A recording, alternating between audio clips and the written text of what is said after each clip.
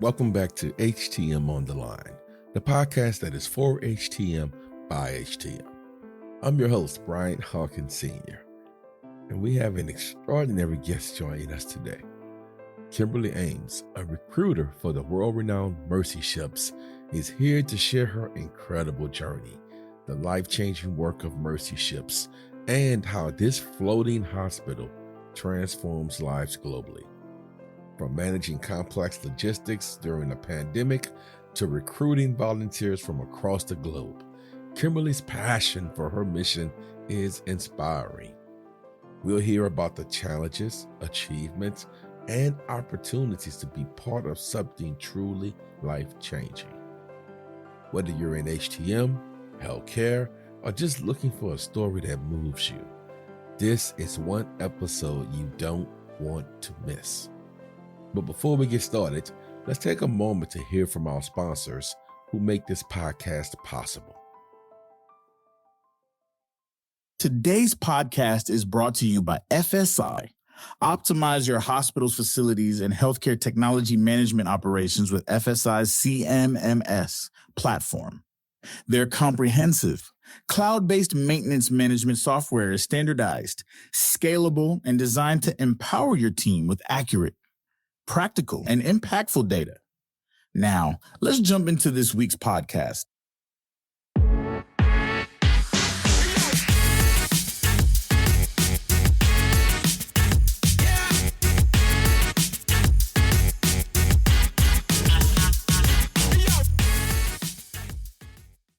Kimberly Ames. Am I saying that right, or is it a mess? No, you're right. Kimberly Ames. How you doing, Kimberly? Welcome to HTM on the Line. Glad to finally get you on the show. Yeah, I'm super excited to be here, and thanks for the invite. Let's just get right into it because there's a lot of things I want to cover. But before we get started, first off, just if you don't mind sharing a little background about yourself and how you come to work with the Mercy Ship. Yeah, I would love to. I have a bachelor's of science degree in health science. And when I was in university, I specialized in global health. And so my global health professor was from Kenya. And when we got to our Africa unit, she actually taught about Mercy Ships in our global health class. And so I remember being a college student sitting in a classroom thinking, like, that's what I want to do when I grow up. I want to work for Mercy Ships and make my dreams come true. And so I graduated and life happened, and I got into recruitment, really specializing in like healthcare recruitment. So I worked for a local hospital, finished up my degree, and then I kind of dabbled in some HR and recruiting, and I just found like that's really where my passions lie. And so in 2020, early 2020, before COVID hit, I came across an opportunity to work at Mercy Ships, and I just jumped on that opportunity because, like I mentioned, I said that's what I wanted to do when I grew up. And so when an opening came about, I took it, and it has been almost 5 years later. And I tell people that I have my dream job. So I'm excited to share today that I'm 5 years into my career at Mercy Ships, and I'm still living in my honeymoon phase. Oh, that's awesome. Now, you mentioned you started in early 2020. So was it real challenging to do this job during COVID? Because you came in right before COVID started. So how was that? Yeah, it was such an interesting time, not just for Mercy Ships, but for us globally. I started actually 2 weeks before the pandemic had hit. And so as a new hire, just showing up for my first day of work, all excited to dive into the new organization that I'm working for. And then I remember the news coming on and just talking about just different challenges that people were having across the globe. And we just kind of like rolled with the punches. And so we had to pull out of field service. We were in Dakar, Senegal at the time. The Global Mercy had not yet launched. She was still being built. And so we only had one ship, the Africa Mercy. And we pulled out of field service, and we just kind of all took a break as life was happening and during COVID. And, as the world was happening, we weren't really sure what, post-COVID was going to look like or when we were all going to get back to what we previously knew as normal. And so there was some seasons at Mercy Ships that we had to be creative. So we really dug into our education, training, and advocacy, and did some remote things that how all of us were transitioning to a remote time frame. And then it was really exciting to celebrate getting ourselves really back into field service. And then we were able to launch the Global Mercy post-COVID. And so we're happy to report that both ships are currently in field service and we're thriving as an organization. And it's really amazing just the different work that we're able to provide for our patients. It's amazing, man. Now, for those unfamiliar, can you basically explain, you touched on it somewhat, but can you explain what Mercy Ship does and the impact it has on global communities? Yeah, so Mercy Ships operates a fleet of the world's largest charity hospital ships to bring hope and healing to those who need it most. An estimated 16.9 million people die globally every year because they just can't access safe, affordable, or timely surgical care. So to meet the significant need, our volunteer crew help to provide life-saving and life-changing surgery and medical training in low and middle-income countries. Oh, wow, that's good. Now, I noticed you just mentioned volunteers.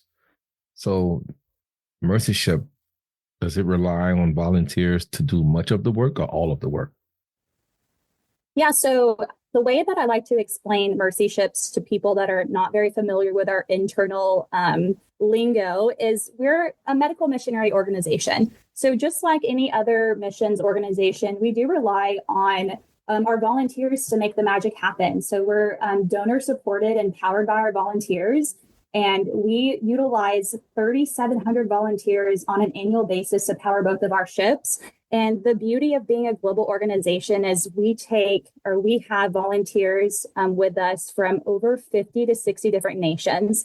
So it's a beautiful intercultural mixture of a global organization. Your roommate could be from the Netherlands or from Canada or New Zealand. And so it's just really fun to come together as a body of Christ, really, and just be the hands and feet of Jesus in the countries that we serve, to the underprivileged. And it's just really beautiful the way that Mercy Ships operates. That's great. And what kind of roles are most needed? And how do you go about finding people for these positions? Because you mentioned you get them from all over the world. So I guess that's a two-part question. What kind of roles are most needed? And then how do you go about finding people for these roles? Yeah, that's a great question. Depending on who you ask would depend on where people would say the most need is.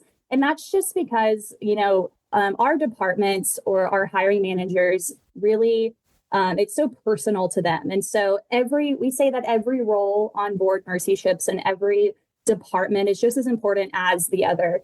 And so a surgeon cannot do what they do without our hospital support staff, which then can't do what they do without our housekeepers and our galley to feed us. And we can't do any of those things without a maritime crew to power the ship. And so it's such a loaded question, but I would say that there's such a wide variety of roles on board Mercy Ships that if the listeners out there are interested in coming to serve with us, we could find something for everyone. Great. Now you're saying a lot about Mercy Ship, but there's a number of organizations out there that's doing great work in the healthcare or humanitarian aid part of the world. What sets Mercy Ship apart from them? Yeah, absolutely. So, of course, I'm biased at Mercy Ships. I am a Mercy Ships employee. But I would just share that just get involved. No matter what you do or where you go, you could say that you can do volunteer work in your local neighborhoods. You don't have to go across the ocean to volunteer somewhere. But the important part is to just kind of, get involved and to do something to give back. And so I think Mercy Ships, it sets itself apart from other humanitarian or other volunteer organizations just because of the nature of the work that we do. For me, I have always loved the healthcare industry. And so how cool is it that we are a floating hospital? I've never seen a hospital ship before I worked for Mercy Ships and got the privilege to go on board the Global Mercy. And so seeing it in action and just seeing something, walking down the hallways of the hospital in the Global Mercy was exactly like walking down the hospital in Texas where I worked previously to Mercy Ships. And so taking a hospital in the Western world and putting it on a ship to make it like accessible to people in nations that might not get that help, it just blew my mind, to be honest with you. And so I really appreciate that Mercy Ships is a faith-based organization. So I do love that they keep Christ at the center. But my favorite part about Mercy Ships is that you do not have to be of Christian background in order to volunteer with us. If you are serving 11 months or below, you can come as you are, which I feel like is the most important part of the gospel. And the most important part about being a Christian is that, we're going to love you no matter what your background is or no matter what you believe in. It's just, we're here for our patients and we're coexisting together to get the job done. And so I think that is my favorite part of Mercy Ships, and just the uniqueness of the multi-backgrounds, the multicultural, multi-country, just the difference. It's not about where you're from, but it's about what you know and how you can utilize your skills to, just help on board the ships. And so I think it's a beautiful thing. Yes. Now, let's just talk a little bit about your recruiting duties. I mean, it's challenging right now to recruit individuals in the healthcare industry.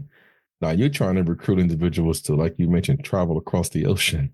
So what are some of the challenges you may face as a recruiter trying to get people to come work on the Mercy Ship?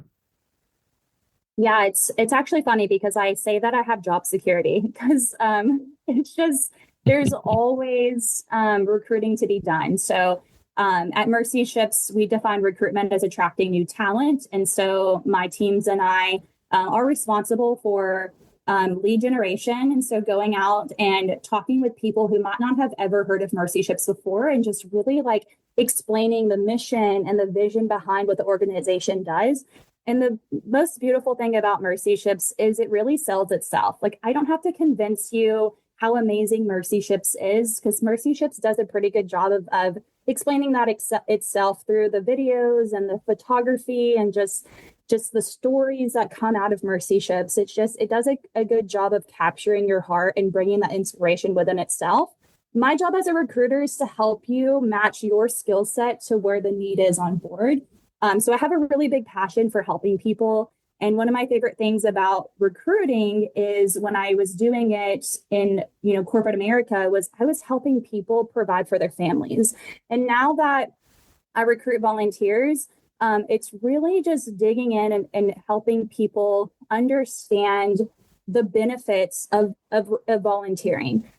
So statistically speaking, for those of you that have volunteer experience on your resume, and it doesn't have to be Mercy Ships experience, but if you volunteer in some kind of capacity, statistically proven, you are going to get a job over somebody else. And the reason behind that is that your hiring manager can trust you. Like, you're overall a good person because you are doing something outside of self.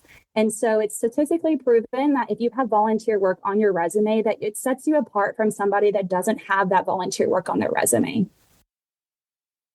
Can you share a success story about someone maybe that you recruited to go onto the Mercy Ship that they may have had when they served the community where the ship was docked? Do you have a success story you can share with us? Yeah, absolutely. But before I answer that question, kind of going back to like part of what motivates people and inspiration, I also want to touch on the skills and experiences that you gain on Mercy Ships is completely different than what you would gain at home. And the reason being is because we're going to see surgical cases in sub-Saharan Africa that we'll never see in the Western world. We would take care of things at birth or when we were younger. It would never get to the size of the tumors that they get on Mercy Ships, or it's just things that our primary health provider would take care of before it got as bad as it does at Mercy Ships. And so you're going to see surgical cases in different levels of difficulty on board of Mercy Ships than you'd ever see in the Western world. So you're going to come back from Mercy Ships like gaining experiences that you would never have the opportunity of learning by living in the US. So I also want to add that perspective to that as well. And then to share a story, it's just so hard to pick one because each person that we encounter at Mercy Ships has such a unique story. And all of our crew members and our alumni and our incoming crew members each have a personal story of how they heard about mercy ships and why did they decide to, give up their financial gain to go over to Sierra Leone or Madagascar, or whichever country that we're serving, for an extended period of time on mercy ships. And so I would just share that I have not encountered not one person that did not have an inspiring story or didn't have a story where they were able to impact somebody, like a patient or a caregiver or something like that.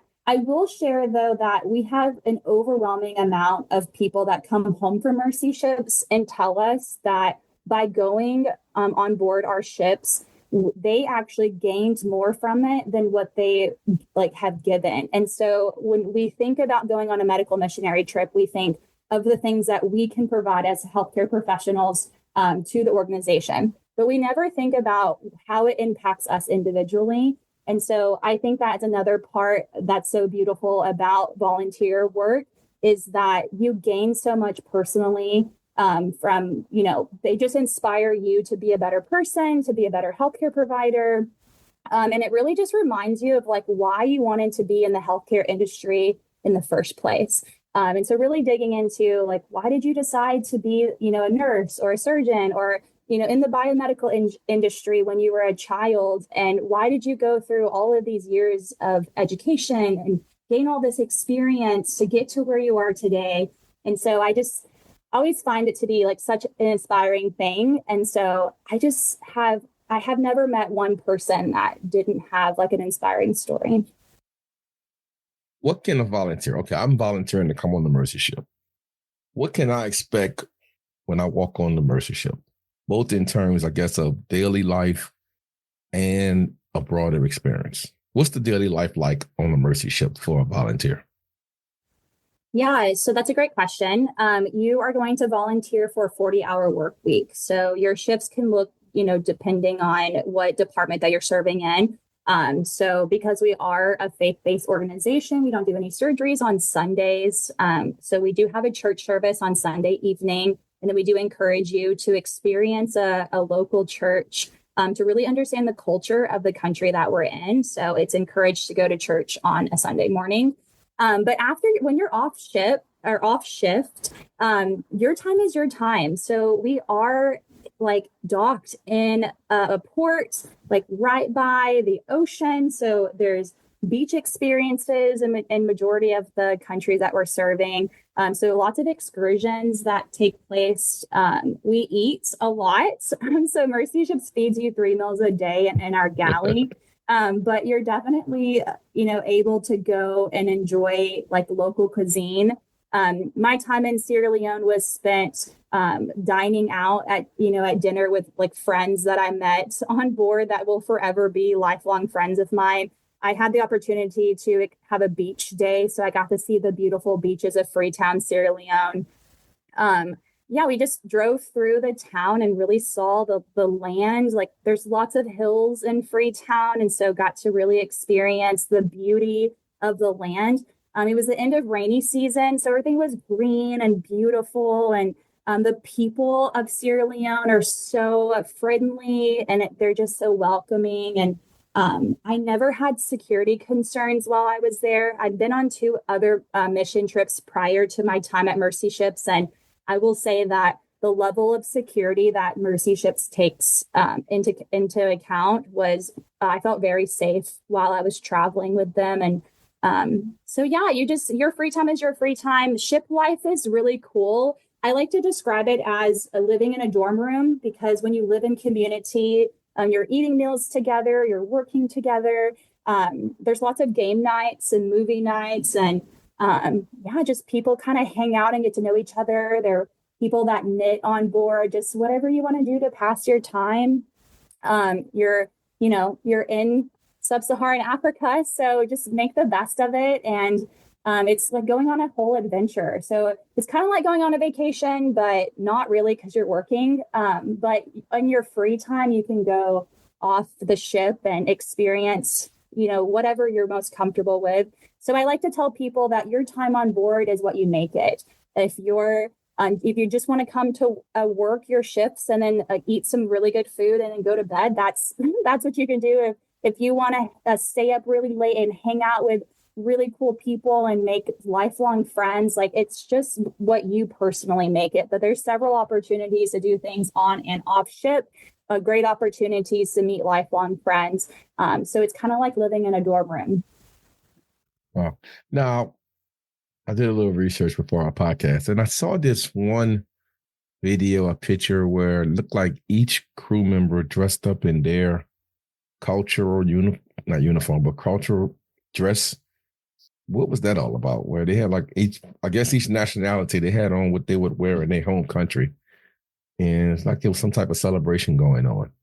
Are you familiar with that? Or am I just Yeah, so we really love to celebrate things at Mercy Ships. And so being in a multicultural, multi-nationed environment, we celebrate every holiday. So if you're on board and it's July 4th, we're celebrating it. If you're on board and it's Sierra Leone's Independence Day, we're celebrating Sierra Leoneans. We're celebrating all of our European holidays and really honoring the cultures and holidays of our shipmates, our crewmates. So we're always celebrating something. On Fridays, it's a really fun time on Mercy Ships. It's called Crazy Scrub Day. And so you're able to wear something outside of the Mercy Ships scrub uniform. So a lot of people wear beautiful African prints. I personally purchased a headband while I was there, and I had a skirt tailored to me in some beautiful African fabric. And so if you're really enjoy having a fun time, or you really enjoy celebrating things, Mercy Ships is the perfect place for you.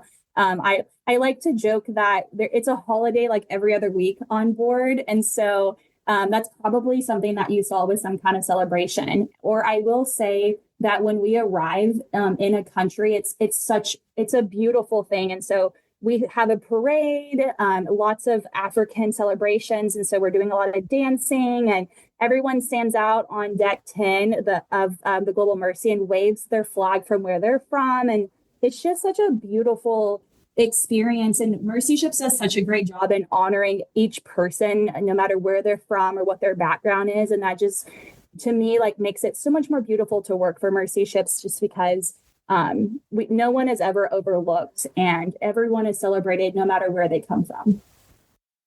Right. Now, what is the typical length of a volunteer's commitment on the Mercy Ship? Yeah, our time commitments are going to vary depending on the department that you're serving in. Everything will be between 2 weeks and 2 years. So our 2-week time commitments are more reserved for our operating room team. So surgeons, anesthesia professionals, OR, and PACU are all looking at the 2-week time frame. It does go up from there.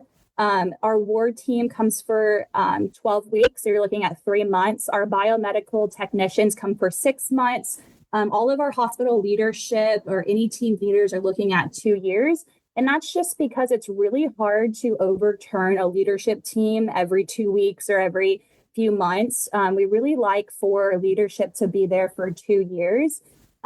So I will say that it's not a full 2 years on board. It's not that you'll never come home in that 2 years. We do 10-month field services at a time. And then we have to shipyard for maritime law and regulations. So a lot of our crew members come home during that time frame as an LOA, a leave of absence. And our hospital is closed during the annual maintenance period. And then you just go back to the ship during the next field service and do your another 10 months. And then you kind of come home and your 2 years are up. I will say that when I was on Mercy Ships, it was almost like dog years. I was there for such a short period of time, but I felt like I'd been on the ship for 3 months, and that I was only there for 1 week. The time just flew by. And I will admit on this podcast right now that I cried like a little baby when I had to come home, because I just had such a great time on board, and just the send off was so emotional. I didn't want to leave. And so between me and you, I am definitely trying to figure out how I can get back on that ship, because I lived my best life and I enjoyed my time there so much that I cannot wait to go back. Well, it's between me and you and the many listeners, but Yeah, just don't we'll tell act my like boss, it's everybody. now, families. Can families or couples volunteer together on the Mercy Ship, or is it single ones only? How does that work? Yeah, that's a great question. We do have couples on board. We have couples cabins. We also have families on board. I will say, though, that although there are many great things about operating a hospital ship, space is one of the things that limits us. So we only have a certain amount of family cabins. We only have a certain amount of couples cabins, and then we only have a certain amount of crew cabins. And so although families are eligible to come, and we actually have a Christian accredited academy, K through 12, so your children can actually go to school while you're volunteering on Mercy Ships. Our family cabins are prioritized based on like the level of time commitment you're coming. So if you're coming for a year or more, you're going to get the family cabin. Our shorter term positions do not qualify for a family cabin.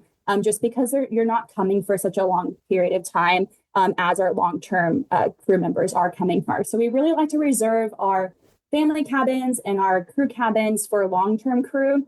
Also, we don't want to disturb the children's academy year. So we're really not wanting to disrupt the kids and their school schedules. It is a big decision to uproot your life, pull your children out of school, come on board a Mercy Ships, put them in the academy and live on a hospital ship. It's quite the culture shock for some of the kiddos. And so we just really, take all of these things into consideration while we're having that conversation for, is Mercy Ships the right fit for you and your family?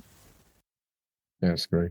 Now, since we're talking about coming volunteer now, currently, which regions or countries are the Mercy Ships currently serving? And also, I guess, how do you go about picking a location or country? Yeah, that's a great question. The Africa Mercy is currently docked in Madagascar. So we will be in Madagascar until the end of 2025. And then we're not yet sure. We have not yet revealed where we're going to next. So definitely follow Mercy Ship social media to stay up to date on our next country for Africa Mercy. And then our Global Mercy is docked in Freetown, Sierra Leone. We came back into Sierra Leone in September, and we will be there through June of 2025. And we are still trying to figure out our next location for the Global Mercy as well. So I won't reveal too much because I would love for you all to follow Mercy Ships and see the exciting announcements that we have on our social media. But how we pick the country that we're serving is a really great question. So each country that we service has a 5-year plan. And so we have an amazing country engagement team that works with the Ministry of Health and the government of each country. And so we are invited in. We don't want to come in and compete with what the local healthcare system is doing. So we are there by invitation. And we agree upon how many surgeries or what Mercy Ships can help within that country before the ship arrives. We have a global patient selection team that is on the ground doing all of our triaging and just really getting everything prepared for us. We want to make sure that what we're committing to, we're actually able to deliver on. And so the ship's arrival in country is year 3 of that 5-year plan. And so a lot of prep work goes into our ships arriving in country. And then even after our ships sail away, there is still some on the ground work that needs to be done after our ships go to the next country. Man, so are there any particular, I guess, how can I say this? Are there any language requirements or cultural training to prepare to go to these particular locations? For the language, the working language on board is English. So everyone has to be able to read, write, and speak English in order to volunteer on Mercy Ships. Now, you might be wondering, but you all are going into countries that English is not the first language, and you're absolutely correct.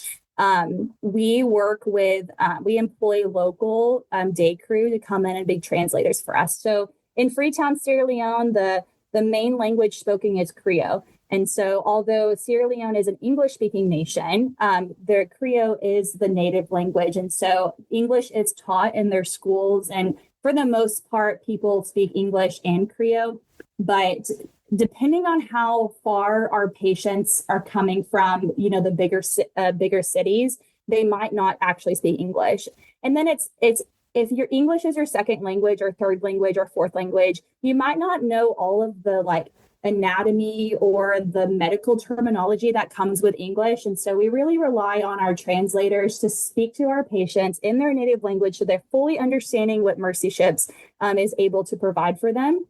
And then for Madagascar is actually more of a French-speaking country. And so their French is always a bonus with Mercy Ships because, just the different regions that we serve, but everyone on board has to speak English. Now, if you're hanging out in the galley on board and you're kind of walking through our coffee shop, you're going to hear a plethora of languages. And so it's just really cool to kind of be in the cafe on Mercy Ships and just kind of overhearing the multi languages that are spoken on board. But everything business related is in English.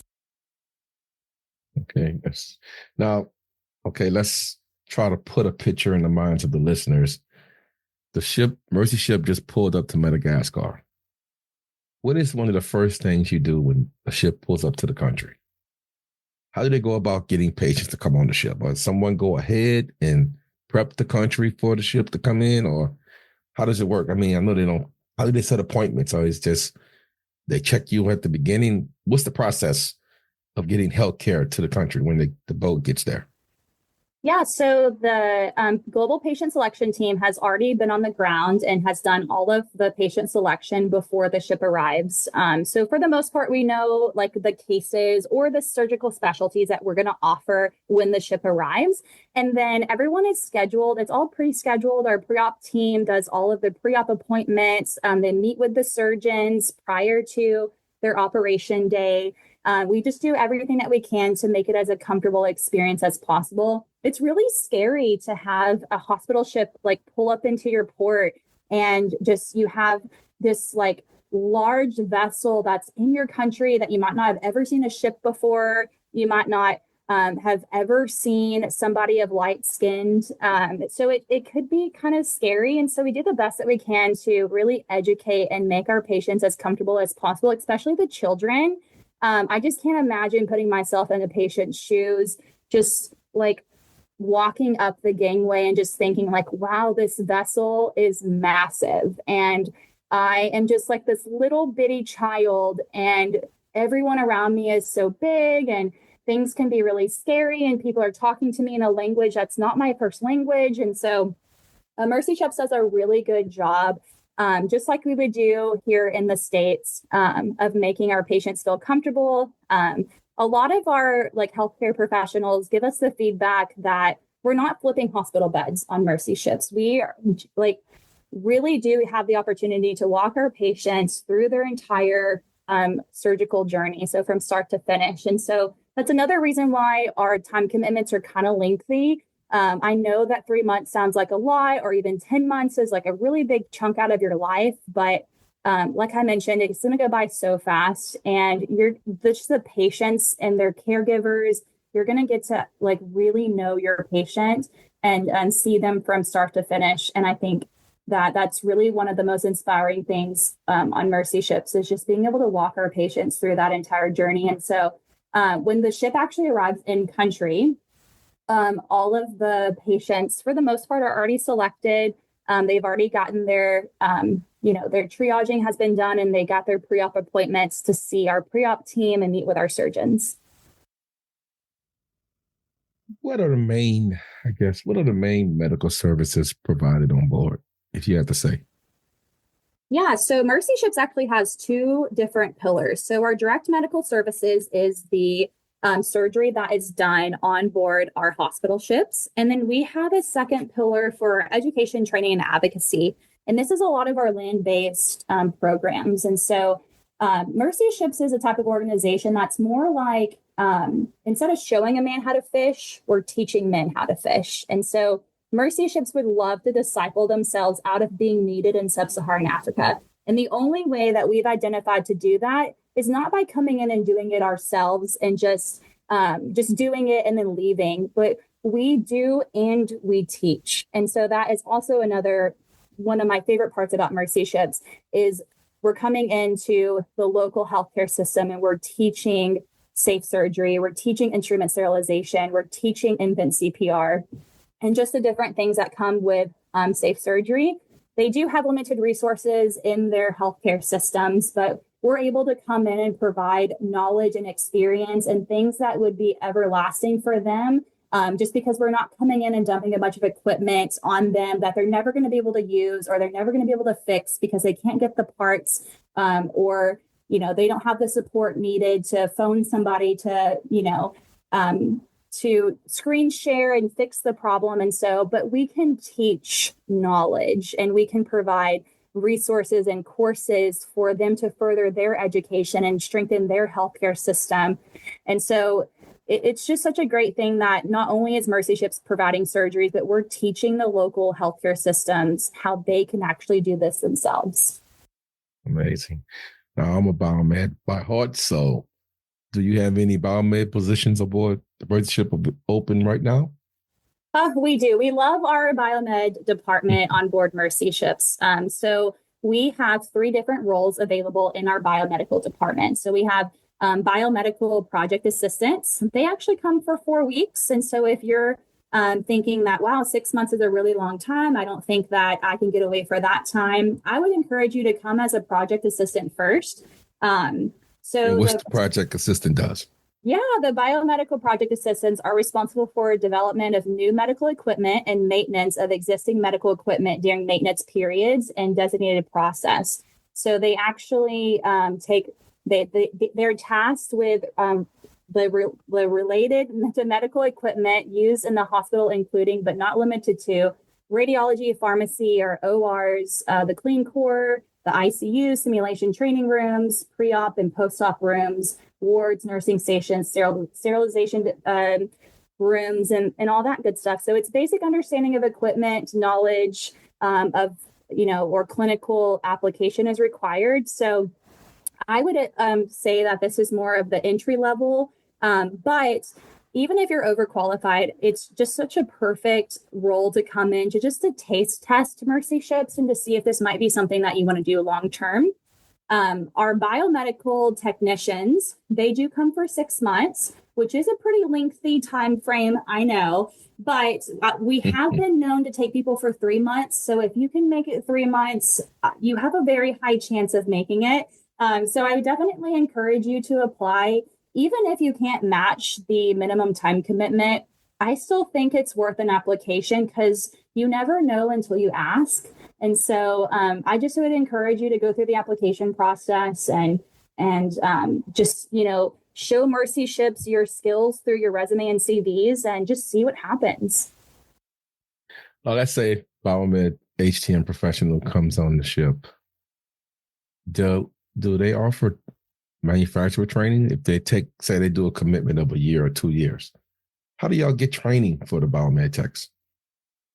Yeah, so we have a senior biomedical technician that oversees the day-to-day operations of the team. And so our senior biomed is somebody that is very skilled in being a biomedical on Mercy Ships. And so the senior biomed really utilizes those training opportunities. They provide really everything that what your workload would be on a day-to-day basis, what your routine maintenance would be, because we would really love to make sure that we're catching something before it actually breaks down and we have to, stop surgeries in order for you all to fix it. And so there's a lot of maintenance that is involved in that. And then, of course, you are on call should something, go wrong at the wrong time. Because, equipment likes to, in technology, they like to break at the most inconvenient times. And so, but our senior biomed technician is really responsible for overseeing that training process. And then we want to make sure that you're pretty comfortable in your skills and experiences as a biomedical professional. You are in a limited resource environment. And so if you're just fresh out of training or you're currently in school to be a biomedical professional, Mercy Ships is not going to be the best place for you until you've gained at least 2 years of postgraduate experience. Yes, man. So Gildo and Emmanuel, how they're doing? Oh, they're amazing. Guido is one of the most amazing biomedical professionals I've ever met in my life. He's native to the Netherlands. And so, Mhm. and then Emmanuel is from Benin. So I personally, as a recruiter that lives in the US, I would love to see some more US biomedical professionals on board. But I understand that you all are very important in your local jobs. And so we don't want to take you away from anything that you're currently doing, but I would just encourage you that if Mercy Ships is ever in your dreams, add it to your bucket list, add it to your vision boards. We've been here since 1978. We'll be here in the future. So really, it's just whenever it's most convenient for you, we'll be here when you're ready. Yes, yes. And how is Mercy Shift's rock star Deborah, my favorite? How's she doing? Oh, she's amazing. I actually just hung out with Guido and her when I was in Freetown. We took a little selfie and sent it your way, Bryant. But it was so fun to meet them in person. I had worked with Guido for almost 5 years now, and so getting the opportunity to meet him in person versus chatting through a screen was something really amazing. But they're doing great work on Mercy Ships, and I know Emmanuel won the humanitarian award last year, and Yes. so they're just amazing human beings and just utilizing their skills and talents to give back in a humanitarian capacity. It's just really great. But also they've learned and they've gained skills from Mercy Ships that they would not have gained in their local hospitals back in the Netherlands or Benin. And so it's kind of a two-way street, really. Like Mercy Ships obviously benefits from their skills, but they've gained some, tips and tricks along the way with volunteering with Mercy Ships. And so it's just amazing. They're amazing people. Yes, yes. Now, you talked a lot about the Mercy Ship and the great things. I've seen plenty of pictures of how the Mercy Ship has transformed people's lives. Can you share a specific example or story how you personally witnessed a patient life being transformed or community by the assistance of a Mercy Ship? Yeah, Mercy Ships does a really great job of capturing like before and after pictures and really walking some patients like through their healthcare journey. And so if you are a YouTuber, Mercy Ships has some great content out there about our patients and their stories. And so I would just share that the children are my favorite. I love me a good cleft lip palate repair before and after with the most precious babies that you will ever see in your life. The pediatric orthopedics specialty is always tugs at my heart. So seeing a child with a bowed leg or some kind of orthopedic challenges, be able to return to their villages and play soccer with kids at their own age just really gets my sad on. I think I cry on a weekly basis working for Mercy Ships, and I'm not a crier in my personal life. It's just so inspiring and it's like tears of joy because I'm just celebrating that Mercy Ships had the opportunity and the privilege to help a child like further their life expectancy. And so, if you're wanting to get your sad on or cry tears of joy, check out Mercy Ships YouTube, and you'll just not want to look away. It's such a fun little time pass. I really enjoy just watching the YouTube videos of the before and afters. Wow. So for the listeners who may be interested, what is the process for applying to volunteer or support Mercy Ships? What's the process? If I want to apply to volunteer, what would I do? Yeah, so you would start by going to mercyships.org and you would see the opportunity site from there. And then you would see what we currently have open and urgent. And then you would apply through the apply link. I'm going to be honest with all of you because I feel like we're now really good friends. The application process is not an easy task. If we're really digging into your skills and experiences, and it's kind of a lengthy application, but we just really want to make sure that Mercy Ships is a good fit for you and you're a good fit for Mercy Ships. And so it's kind of like hazing you. If you can survive the application process, we know that you're really dedicated to going to Mercy Ships. And so, but all jokes aside, as a recruiter, I'm here to personally help each and every one of you. And so I can be found on LinkedIn. My email address is as public out there. It's just my first dot last name at mercyships.org. Feel free to reach out to me individually. And even if you're not ready to come volunteer with Mercy Ships, I'd be happy to look over your resume and to give you a recruiter perspective of your resume. I'd be happy to give you some interview tips. I just feel like all of us can help each other further our careers. And so as a recruiter, I would love to help you out with Mercy Ships and or outside of Mercy Ships. If you need someone to look at your resume, give you some tips and tricks on some interview tips or how to set yourself apart from the competitors. It's a job markers market out there. So a job seekers market out there. And so if you're looking for your next opportunity career-wise or volunteer, definitely reach out to me. I'd be happy to chat with you further and to help you obtain that next opportunity. How can an individual who may not be able to volunteer, like you mentioned, it's a very intense recruitment process or application process, but how can you still directly support the mission and work of Mercy Ship, even if you can't volunteer directly? Yeah, we like to use 3 words: give, go, and pray. And so if you're not in a position in your life to physically go, look into opportunities to give. So we are donor supported. And so we can't do what we do without funds. And so if you're in a financial position to give us a donation, we would be greatly appreciative of that. If going or giving is not in your on your bucket list for 2024, we would accept any prayers or positive thoughts that you want to give our way. What we do is complicated and it's not easy work. And so any type of prayer that you can offer Mercy Ships would be greatly appreciated.